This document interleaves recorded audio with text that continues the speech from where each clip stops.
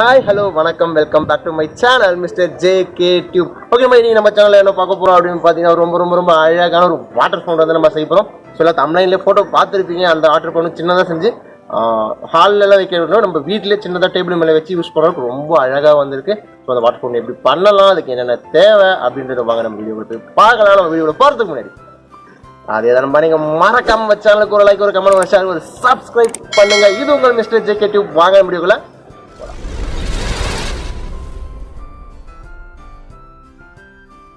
Okay, நம்ம வீடியோக்குள்ள வந்துட்டோம். ஸோ நம்மளுக்கு அந்த வாட்டர் ஃபவுண்டன் செய்யறதுக்கு என்னென்ன தேவை அப்படின்னு ஃபர்ஸ்ட் பார்த்துப்போம். ஸோ ஃபர்ஸ்ட் என்ன பண்ண இந்த மாதிரி நம்மளுக்கு ஒரு காலி பவுல் தேவைப்படுது. நீங்கள் எந்த அளவுக்கு பெருசாக செய்யணும்னு நினைக்கிறீங்களோ அந்த அளவுக்கு பெருசாக அந்த பவுல் எடுத்துக்கோங்க.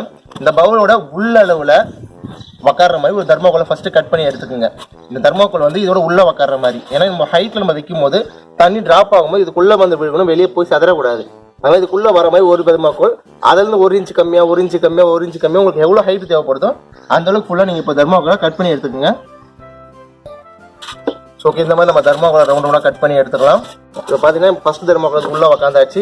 இப்போ அதுக்கு மேலே சொல்லிட்டு நமக்கு எவ்வளோ ஹைட் தேவைப்படுதோ அந்த அளவுக்கு ஒரு தர்மோகோல் எடுத்துங்க. தர்மோகோல் நீங்கள் கட் பண்ணதுக்கப்புறம் என்ன பண்ணுறீங்க பார்த்தீங்கன்னா, ஸோ இந்த மாதிரி காலி பவுல் எடுத்துங்க. அதெல்லாம் இந்த மாதிரி சிமெண்ட் கொஞ்சம் ஆட் பண்ணிக்கோங்க. வெறும் சிமெண்ட் இருந்தால் போதும், நீங்கள் மணலில் எதுவும் போட தேவையில்லை. வெறும் சிமெண்ட் எடுத்து ஓரளவுக்கு திக்னஸ் வர அளவுக்கு தண்ணி ஊற்றி இந்த சிமெண்ட்டை கலக்கி எடுத்துக்கோங்க.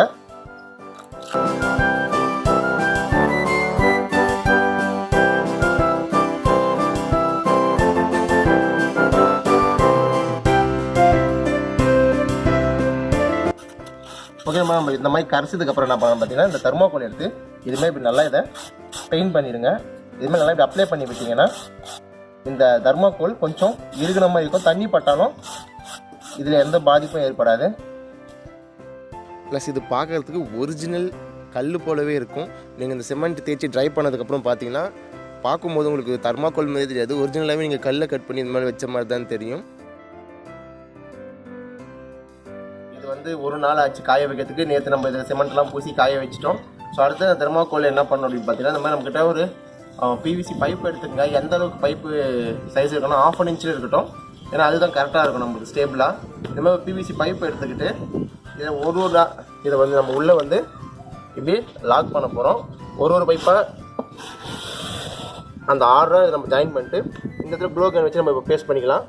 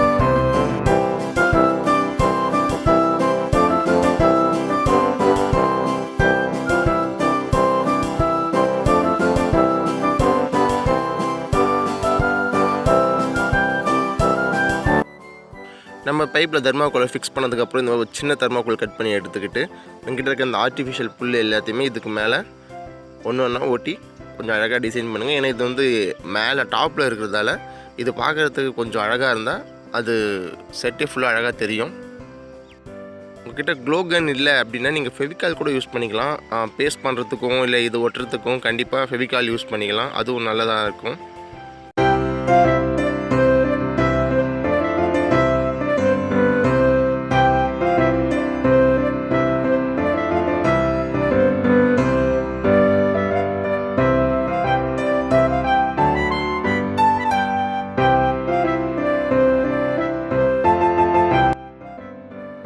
அடுத்து தான் நம்ம ஏற்கனவே செஞ்சு வச்சுருந்த இந்த பிளேட்ஸ் மேலெலாம் ஒன்றா ஆர்டிஃபிஷியல் புல்லை அங்கங்கே ஒன்று வெட்டி விடுங்க. அப்போ தான் அது மேலே செட்டு ஃபுல்லாக ஆர்டிஃபிஷியல் புல் இருக்கும்போது தண்ணி வரப்போ இதில் பார்க்கும்போது ரொம்ப அழகாக தெரியும்.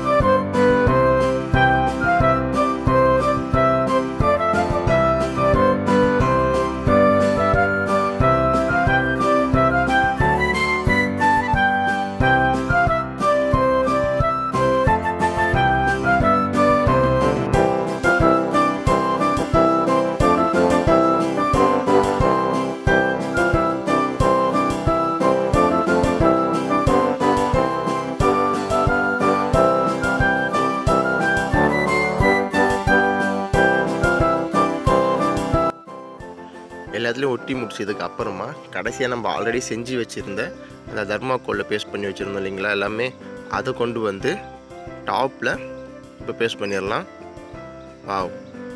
பார்க்கவே செம்ம அழகாக இருக்குது இல்லைங்களா. ஸோ இதில் தண்ணி இன்னும் வடிஞ்சு ஓடும் போது எந்த அளவுக்கு அழகாக இருக்குன்னு சொல்லிட்டு பொறுத்திருந்து பார்க்கலாம்.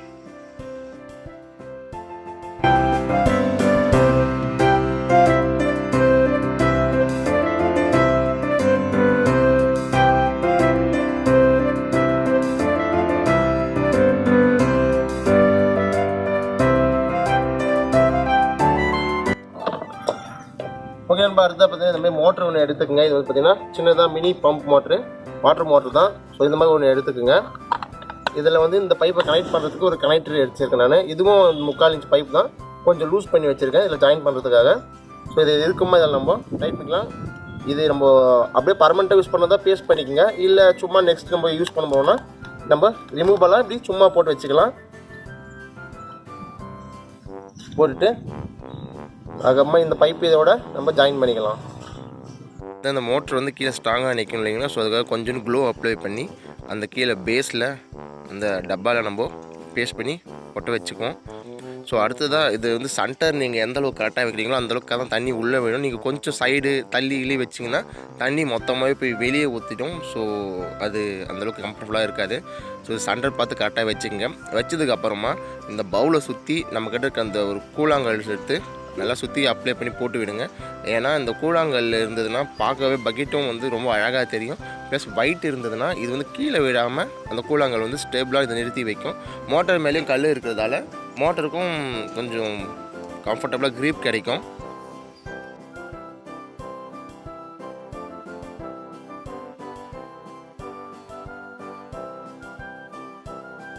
அடுத்ததாக நம்ம தண்ணி கொஞ்சம் ஊற்றிக்கும். அதாவது எந்த அளவுக்கு தேவையோ அந்தளவுக்கு மட்டும் தண்ணி ஊற்றுங்க. ரொம்ப தண்ணி ஊற்றிங்கன்னா இருக்கிற தண்ணியெல்லாம் மோட்டர் ரொம்ப ஃபோர்ஸாக வெளியே தள்ளும்.